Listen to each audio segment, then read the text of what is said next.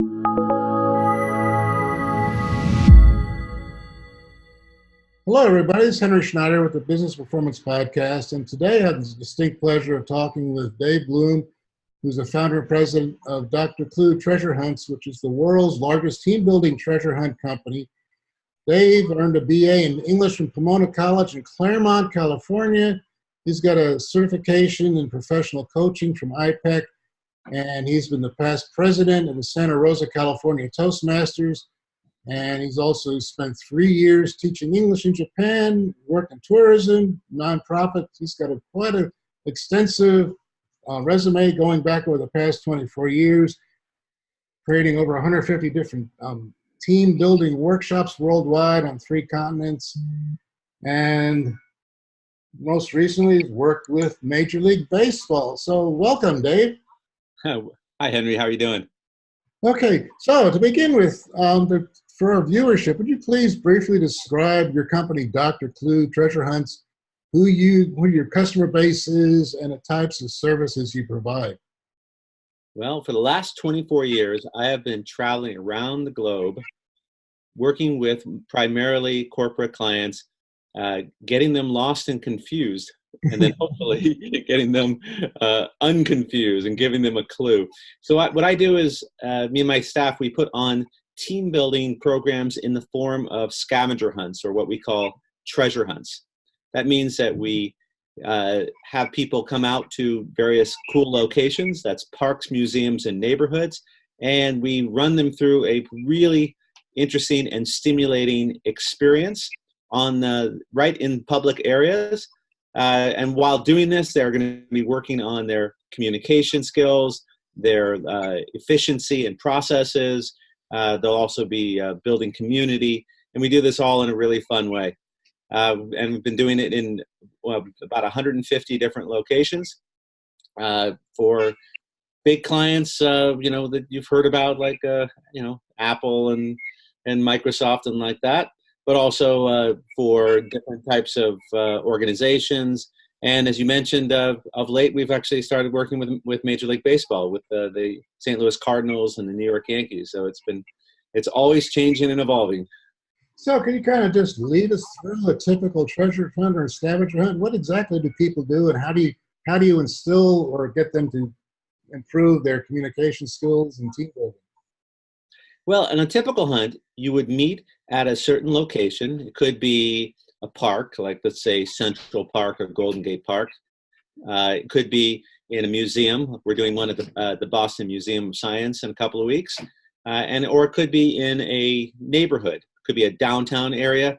I like doing them in historical neighborhoods, like the French Quarter in New Orleans, or the Old Town part of Philadelphia, North Beach and Chinatown in San Francisco, and so on.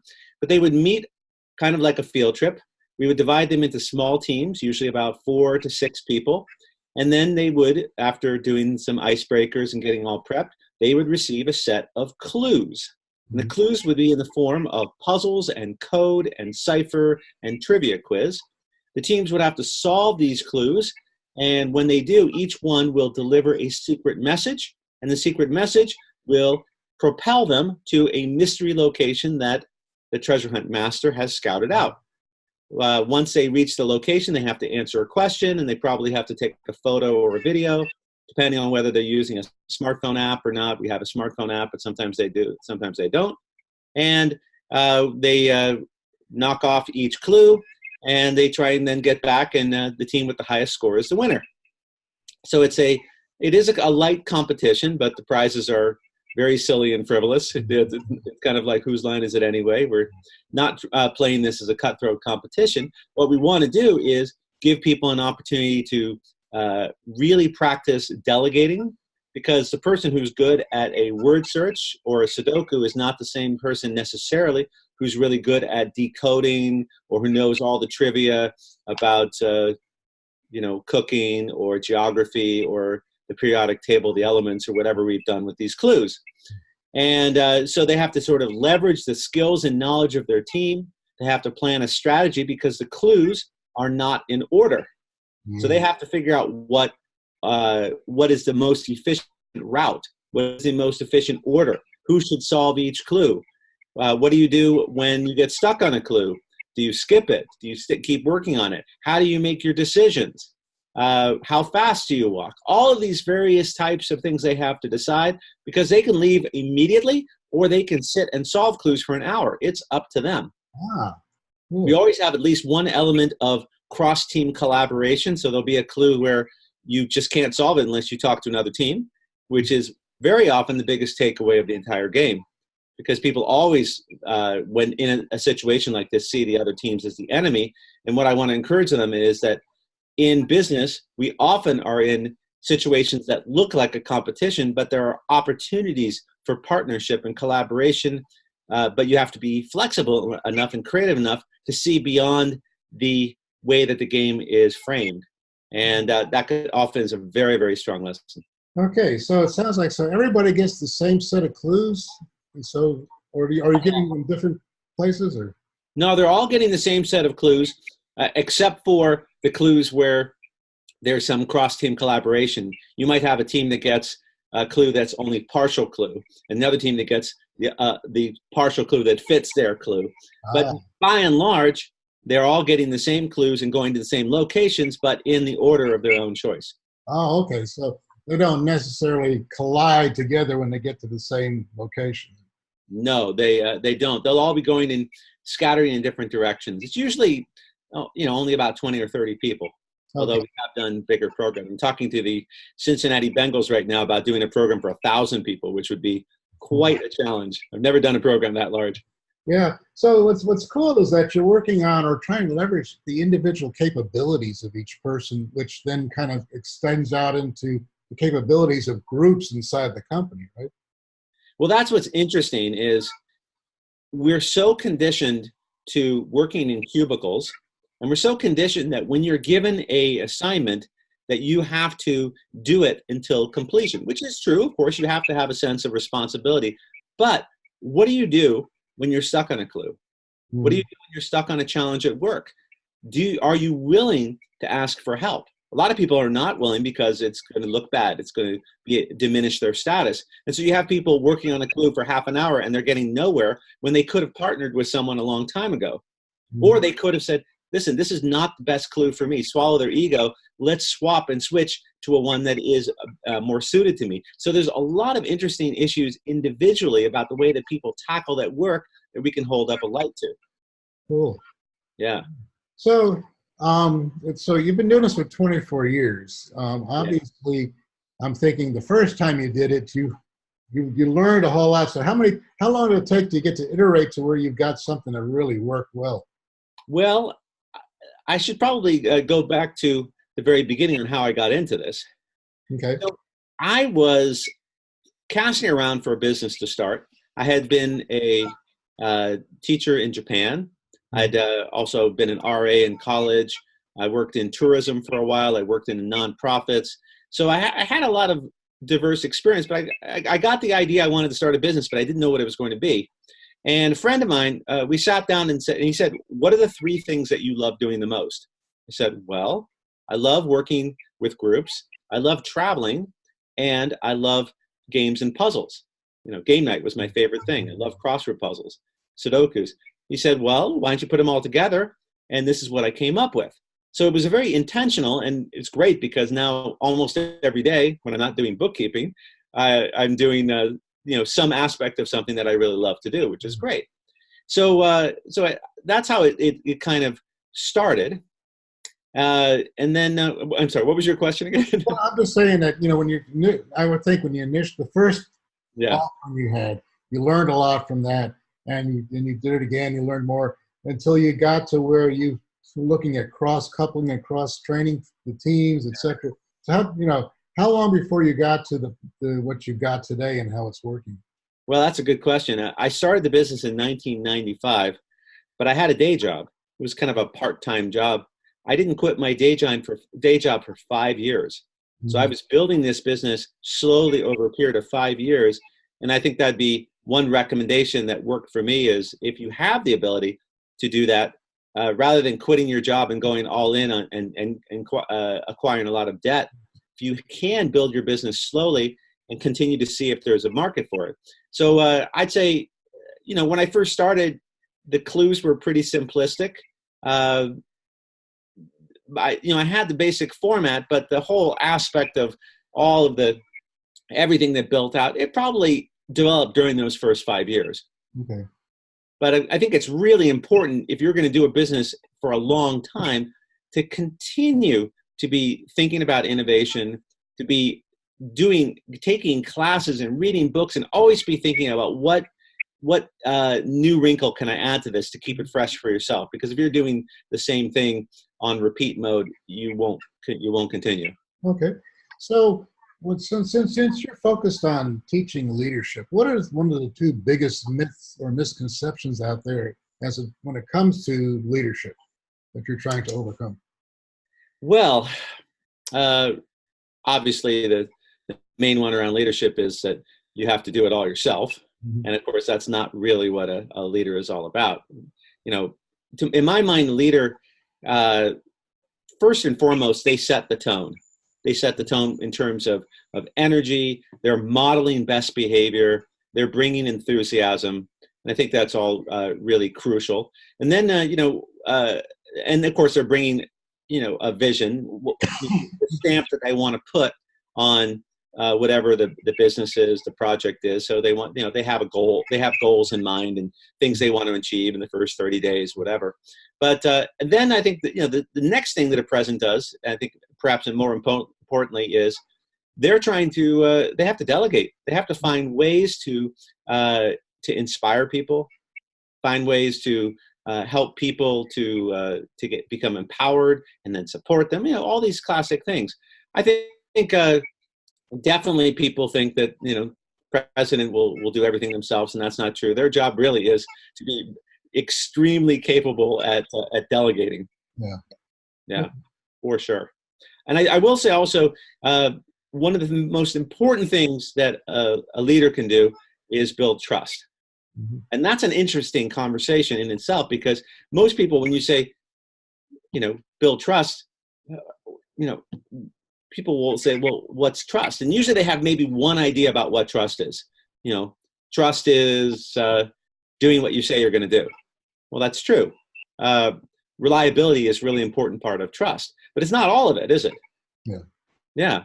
So if you were trying to build trust as a leader, you would want to make sure that you're completely sincere, that you don't lie. So that's really important. You'd want to make sure that you are very competent at what you do, because you're not going to get trust if you're incompetent. And you really want to make sure that, like I said, you walk the talk, you do what you say you're going to do. You also need to be some level of transparent and vulnerable, because nobody can trust a poker player who keeps all the cards close to the vest. Correct. And then finally, more important than all of those other ones is, I believe, being caring. Mm-hmm. And my wife is in this situation right now where she has a boss who says, I want you to stay in this position doing this job forever. And is not interested in that person's career development and not interested in their personal life. It's just, I want you to be my flaky forever. And that is not going to build trust. But if you are caring about the person's personal life and their job development, it actually supersedes all the other ones.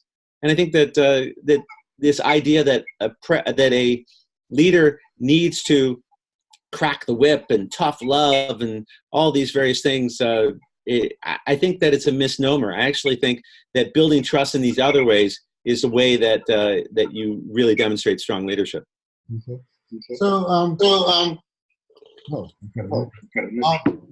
it comes to leadership, what are some of the we're getting some echo here. When people go through your what are some of the pitfalls you have to address? Some of the common pitfalls? Yeah.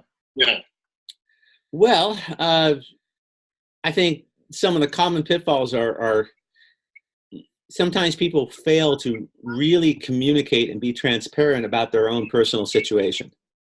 So, for example, if you've recently had foot surgery, you need to communicate this, because you're going to be doing a lot of walking, and it's not going to make sense halfway through, when you're walking slowly and everybody else is walking quickly and they're getting angry at you, you need to swallow your pride and stay straight up. This is what's going on with me. Again, as I discussed before, people go down the wrong track in terms of a challenge that they're going to work on. Next, you have to be willing to be very flexible. I think flexibility is the most important thing as well, because and I think you have to be willing to let go and cut bait. If you're working on a clue and you can't solve it, and you're as a team and you're saying, well, we know it's nearby, and 30 minutes have gone by in a 2-hour hunt, that means you've stayed too long. Mm-hmm. And so actually, one of the things that we do is we have people do a team contract in advance where they talk about their ground rules. How long are we going to spend on a clue before we give up? That's very important. How are we going to make our decisions? Are we going to make our decisions through majority rule, or through consensus, or through paper, scissors, rock? It's very, very often teams forget to do this. And so when they have a debate, it usually just ends up being the person with the loudest voice and the most forceful personality. And we all know this, right? That person pushes everything through, and then you've got resentment. Oh yeah, okay, fine. Then you've got resentment. But I think if you decide, how are we going to make our decisions, and then you implement that, it's so much better. So I think having solid ground rules and roles before you start is a crucial step. So what do you give? What do you give before you send them out on scavenger hunt? What do you tell them up front? Well, usually up front we explain the rules, of course, and there are rules. They can't be late. There's no motorized transportation allowed. They're not allowed to split up as a team. All these things. And then I will do an exercise where we determine what skills and knowledge each team member has. And there's a fun way of doing that where you can actually, it's kind of like a knowledge management tool where we figure out what they can do and can't do so they know. And then we pretty much get started. Oh, and then we do the team contract where they determine their roles, who's going to be the leader, who's going to be the map keeper, who's going to be the timekeeper, and so on. And then we also have a upgrade for a program where people use a smartphone app. And so if we're going to use the app, which allows people to manage photo and video, it's got a live leaderboard, then we need to do a tutorial. I also, of late, have been experimenting with having what I call a meta puzzle, which means that there's something that is progressively increasing. It's a logic puzzle that every time you solve a clue, you get another piece of that puzzle. And when you have all the pieces, you can solve a logic puzzle. Because I think it's nice to have it be progressive as well. Okay. Yeah. So you need to spend some time setting expectations and team norms, I guess, the typical type of stuff, the norming, forming, storming, and then can send them off and see what happens. Yeah, exactly. But I do think that experiential activities are a little bit different from doing a work project. Because an experiential activity, it really is about not only setting people up to succeed, but it's also about exposing weaknesses and gaps in what people are doing. So if you have a hunt that goes completely wrong, that could be a fantastic debrief. Oh, yeah. So it was okay. And you really want to encourage people that making mistakes is part of learning, as we all know. So in experiential activity, you don't give them too much front loading because you want people to go out there and shine a light on the way they do things so that you makes a rich debrief. And if they have mistakes and errors, it's a great debrief, and that's a win as well. Yeah. Yeah, you learn a lot more from making mistakes than you do if you're successful. So Absolutely. For me, the key thing is that people don't just dwell on this as a game. I really want them to see that this is a real opportunity to learn about your teammates, to learn about the way that you do things. It's absolutely a training opportunity as opposed to just a cutthroat competitive game. And a lot of my competitors set it up just as an entertainment. I think they miss a huge opportunity. Yeah. So would you please share an experience you had early on in your life that still influences you, how you approach business and these hunts and puzzle making today?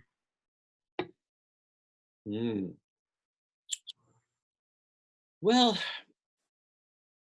I don't even know if it has to do with business as it just does with life, but I think anytime that you have a kind of a near-death experience, it certainly teaches you to appreciate things. And about 10 years back, I was in Costa Rica. I was in a boat accident, and I had another boat that slammed into our boat and hit me right in the back and threw me.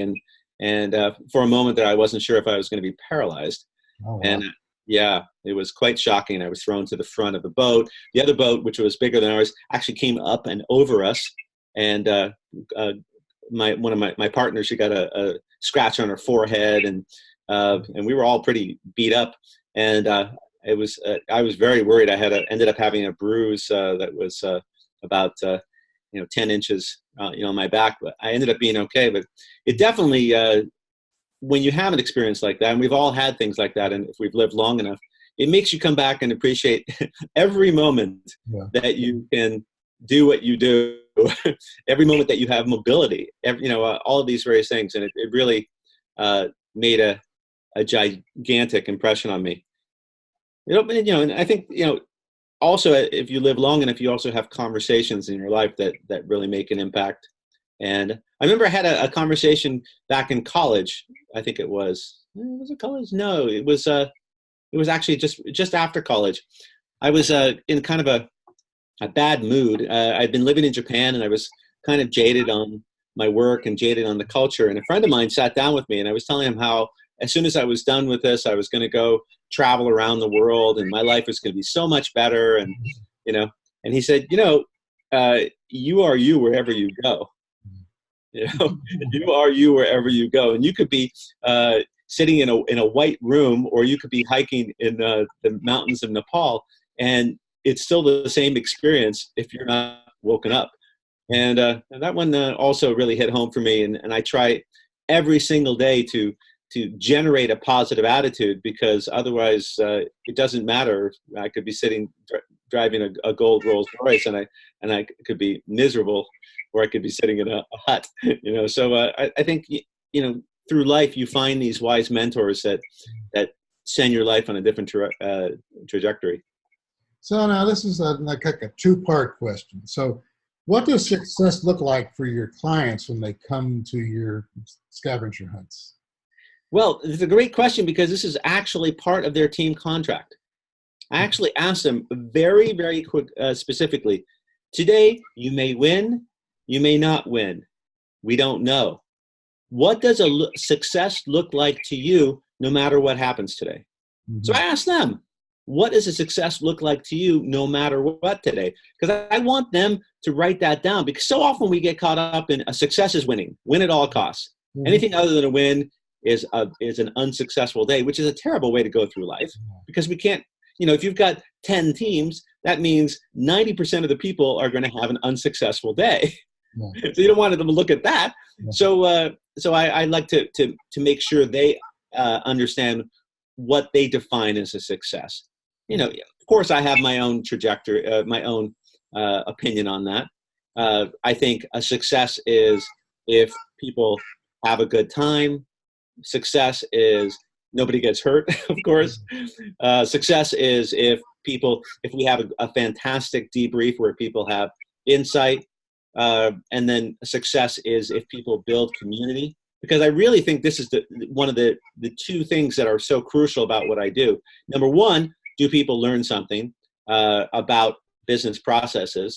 But number two is can people move just a little bit more from coworker to friend, and then from friend to family? Mm-hmm. Because that's really what keeps people at work. When people talk about retention at work, very often it has to do with your relationship with your boss and your relationship with your coworkers. And if you create a community feeling in your organization, it makes it very difficult for people to leave, we've all been in a situation where, it was time for us to move on professionally, but we just don't want to leave that environment. We just like those people, and we like our boss so much. So it really is to the advantage of the employer to create a community experience where people go from strangers step by step by step to family feeling. And that's one of the things that we can move the needle on during my program. Okay. So before I get to the second part, So the people you put on the teams, do they work together, or are they just part of the same company? You can mix them all up so they have to learn from each other? It is their choice. Usually it is one department of an organization. Occasionally it is the whole organization. If it's a small one, we've got a 50-person office, but usually it's one department. So let's say, I don't know, let's say Oracle says, hey, we're bringing together a sales team. They're coming from all over the country for a meeting. And while they're here, we'd like to do some team building. Okay. Well, it's up to them. Sometimes they say, hey, listen, we've already got existing groups, work groups. We want to keep them together so they can continue to improve. More often, we have people who don't know each other. We want to mix the teams to put people with people they don't know. We want to break up the cliques and have people get to know people they don't know and don't usually work with. That's probably the most common. And sometimes it's local. Hey, we just want to have a company outing. And other times it's, hey, we're gathering in New Orleans or Orlando or one of these convention cities. And while we're there, we want to do something fun that builds community. And so it completely varies. Okay, cool. All right. So the other part of the question is, and you kind of touched on this a little bit, well, what does success look like for Dr. Clue? Not for a particular workshop, but as a company, what does success mean to you?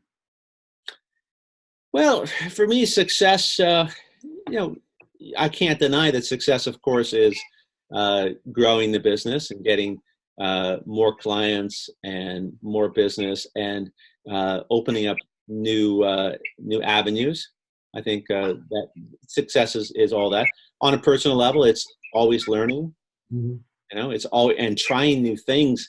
There are certainly weeks go by where we just do the same thing and you're busy. But there are other times where it's like, ooh, I just got a great new idea and I want to try it out.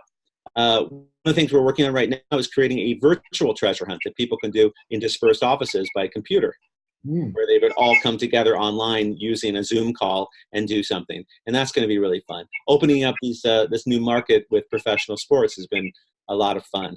So you always want to be trying new things.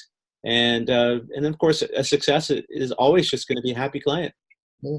So that's interesting with Major League Baseball. Are you actually going to be working with the players themselves or with the franchise manager? Well, it depends. Several of the conversations I've been having recently with different teams has been about doing an event for their season ticket holders. Oh. The ones that I did for the Yankees and the Cardinals was for their corporate clients who are coming to the stadium on non-game days for meetings. Oh, okay. Yeah. So let's say that you're working at Cisco and you want to have a meeting at AT&T Park, which I think is called Oracle Park in San Francisco. You want to have a meeting there. You want to enjoy, go down to the batting cage a little bit, maybe do a pitch from the bullpen. You want to have your meeting, have cocktails. You're going to rent out a number of luxury suites.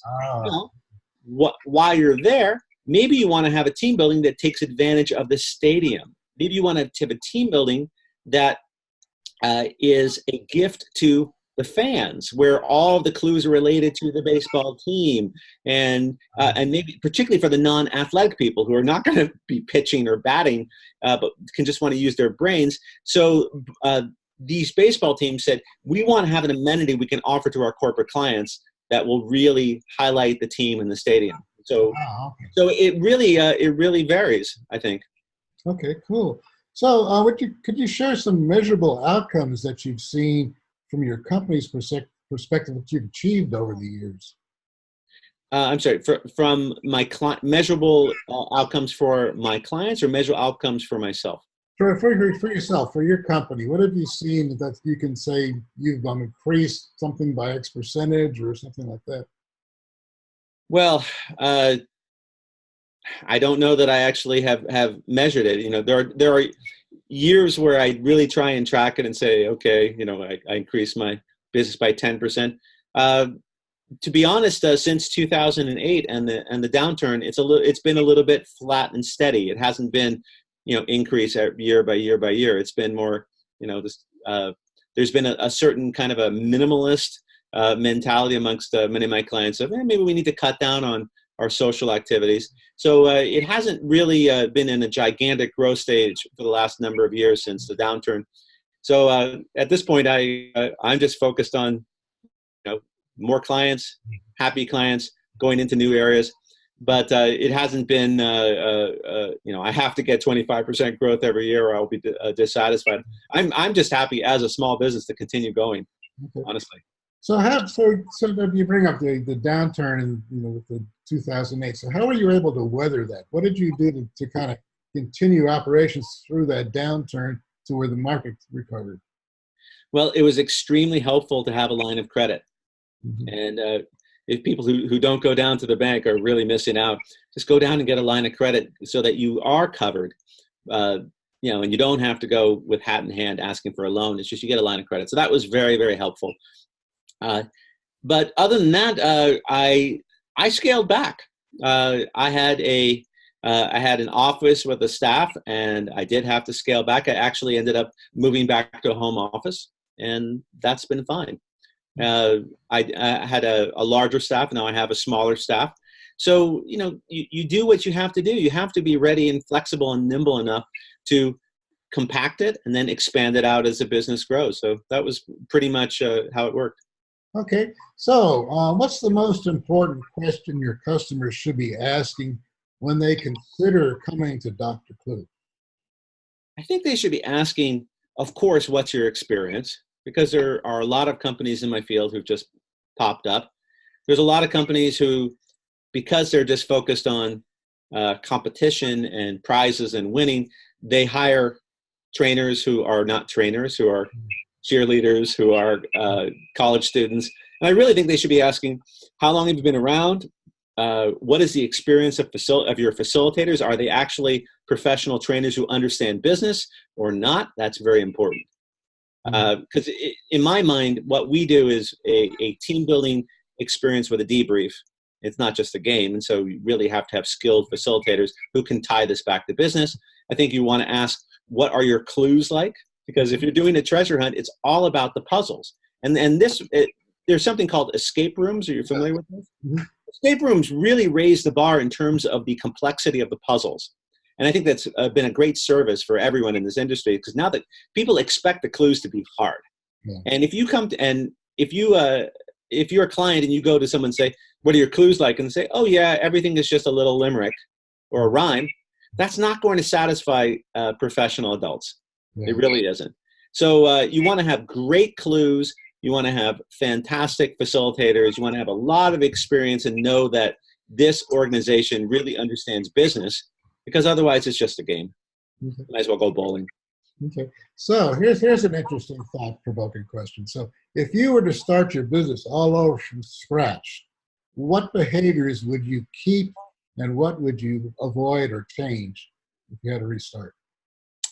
If I had to restart, well, certainly just in a broader picture, I don't regret anything. And I don't think regret is a very useful emotion. I think that, when I look back, everything I did was exactly appropriate to where I was, and I was doing the best that I could in the moment.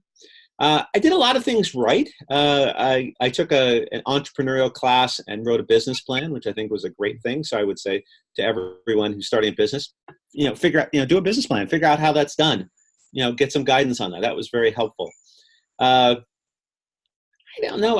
I started my business on $500. Mm-hmm. So I think, with my knowledge now, I might perhaps take a loan and try and get the business up to a higher level quicker, as opposed to building it slowly and organically. Mm-hmm. Especially if I were to start a new business, I might want to, bring it up to kind of like you've got a car and you want to rev it up so it's able to go on the freeway. Well, maybe you get it up to the freeway quicker. Mm-hmm. So I might do that. I definitely would recommend that people take care of their body and their minds, because if you don't have an energetic body and an energetic mind, then it's going to be very difficult to sustain things. Mm-hmm. And at the time, I weighed about 224 pounds, and I was not eating very well, and I still did it, but and since then I've really changed. I meditate every day now. I eat really healthfully. I've run 3 half marathons now. Wow. So yeah, and I'm 56. So it was. I think that taking care of your mind and your body, your lifestyle, surrounding yourself with a strong sense of community, having a mindfulness practice or of some sort. All these things, I think, are absolutely crucial because there will be highs and there will be lows. And so you really want to be energetic, positive, resilient throughout. And I think that that's something I learned along the way as well. Well, great. So now, are you strictly just focused on these scavenger hunts, or do you offer other services beyond that? No, this was really a decision early on. We wanted this to be our niche. Because I think that there are other companies, and I thought about this for a while, who do everything team building and everything, and they've got inflatable games and this and that. And I didn't really want to go that direction. I wanted to say, if you want a team building treasure hunt, scavenger hunt, this is where you go. You go to Dr. Clue, he's the one.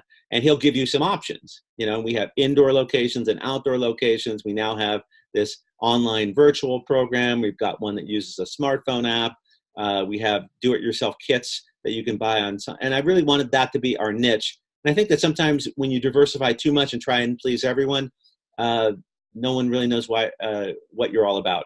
Okay, wonderful. Okay, well, thank you. Just for one thing, if somebody wants to find out more about Dr. Clue or contact you to do a scavenger hunt, how do they find you? Well, my website is drclue.com, but it's spelled out with kind of abbreviated form as drclue.com. So www.drclue.com. My phone number is 415-699-3905. And you can just write me, Dave at drclue.com. Okay. Same one. Wonderful. That's it. Okay, great. Well, Dr. Clue, thank you so much for your time today. This has been a fascinating conversation. I think, what you're doing is great. Thank you very much, Henry. It's definitely been a journey and an adventure. And what I would just recommend people do is view your life as if it was a scavenger hunt, meaning be curious, look up high, look down low, notice things when you're walking around, walk into places that you really shouldn't go into just to be curious and have that beginner's mind and be a treasure hunt master, and you're going to have a happier life. Wonderful. Okay, well, thank you. Thank you, Henry.